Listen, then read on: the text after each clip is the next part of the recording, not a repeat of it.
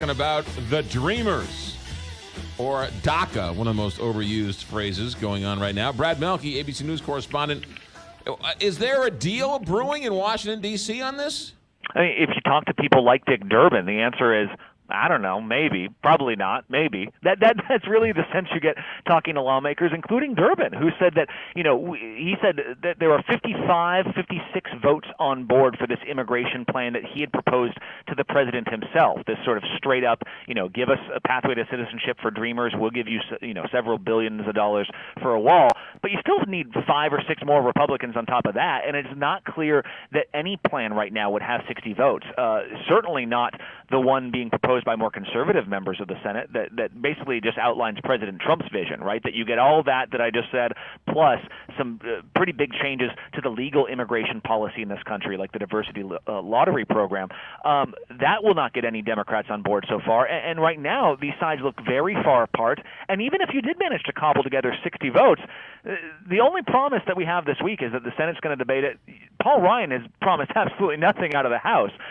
So right now, it's just kind of a revelation that these sides are even talking in public on the floor of the Senate. Expecting a lot beyond that so far, it's yet to be seen. It's interesting because Donald Trump did sort of create this controversy himself by rescinding President Obama's executive order, putting this back into the hands of Congress. Congress, as you said, the House doesn't want what the Senate wants, so they might not get any deal done.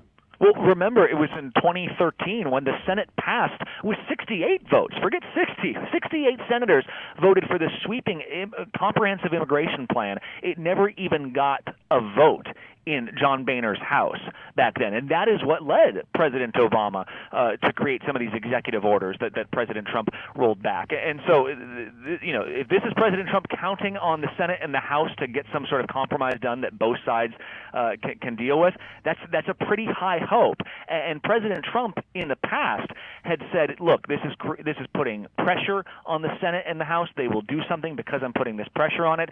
But as of just a month ago, he left open the possibility, hey, maybe if nothing's happening, maybe we could even push that March 5th deadline back for those Dreamers. Well, today he kind of added some more pressure to everyone, saying, no, this is it. This is the last chance. That March 5th deadline for Dreamers is going to stay right where it is. What happens on March 6th? Well, technically, because of the court system putting a stay on this, perhaps not a whole lot.